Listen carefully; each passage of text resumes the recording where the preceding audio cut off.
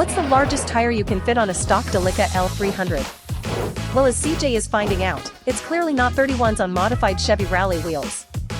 So let's follow along as our village idiot modifies the stock door hardware to clear the tire, and adds a cheap set of flares to our budget L300 build. And yes, the van is a rotten pile of, joy, but that's a whole different episode. So let's get started. The first order of business is to remove the sliding door. Here CJ is removing the rear rail cap using the wrong tool. He tells everybody to use a JIS, then uses a Phillips anyways. What a hypocrite. Next, he will unbolt the upper door slide. Keep in mind CJ is doing this the hard way for no particularly good reason. The upper slider can be slipped out of the track while connected to the door if you prefer. Now he will move on to the lower slider, and remove the 12mm retaining bolts holding the upper wheel in place. With both of these removed, he can now stubbornly fumble about trying to remove the door solo, instead of doing the logical thing, and just asking his wife for help.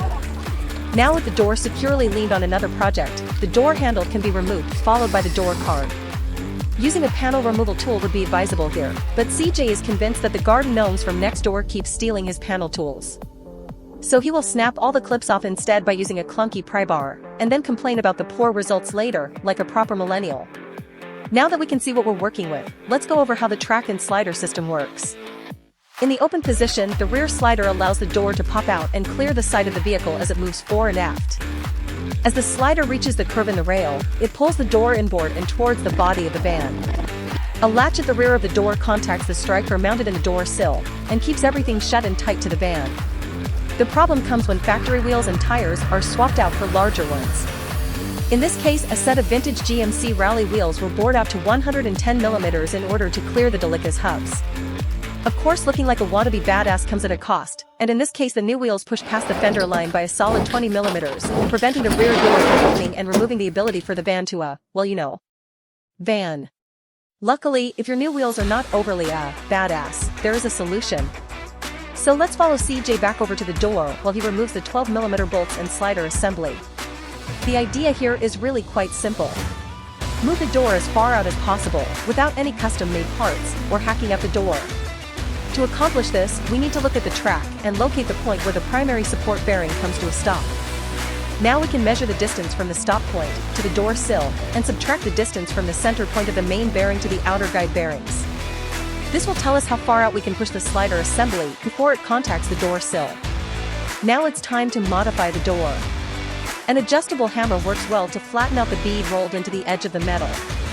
Gently work the bead until it is as flat as possible. Now it's time to get a bit aggressive.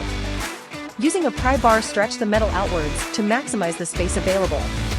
Remember, the metal is thin, so work it slowly with moderate pressure. Being too aggressive could cause more work in the end. Only one of the original bolts will work for reassembly. A longer M8 by 1.25 JIS bolt will need to be sourced for the front. Sure, one could use an ASME bolt. But just know, I will judge you.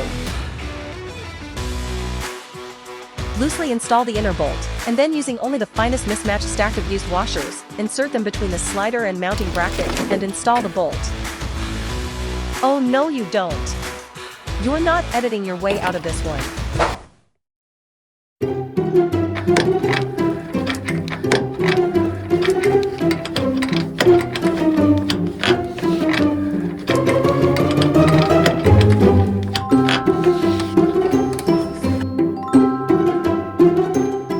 See? I got your back, viewers.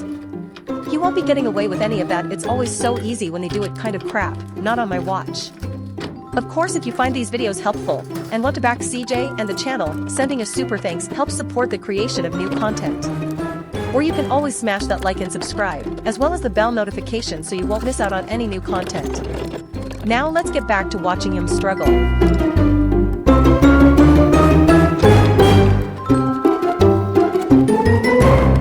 Okay, enough of that. With the bolts in place and tightened down, you can see what the ultimate goal with the stack of washers is. Sure, a nice machine part would be much less, hackish? But the rules on this van are do it cheap. So washers are going to have to do. Let us know in the comments if you'd like to see a properly designed door spacer. Grinding some of the excess metal off the bearing carrier will give a little bit more clearance to the door sill, and some spray graphite is used for lubrication. At least this time he asked for help putting the door back on. Trying to do this part solo is just inviting failure. Of course, what's more fun than doing something once? Doing it twice. What in the hell is going on? So the door is going to have to come off again to make some adjustments to the slider, but also the striker. The latch is making contact too far forward on the striker, causing it to bind and hold the door ajar.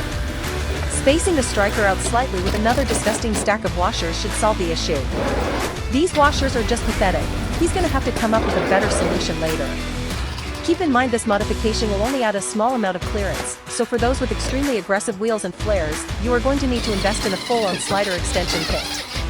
Speaking of flares, this van seems like the perfect candidate for a set of cheap plastic universal fender flares. Not only will they help cover up the small amount of tire protruding from the side of the van, they will help hide the disintegrating arches.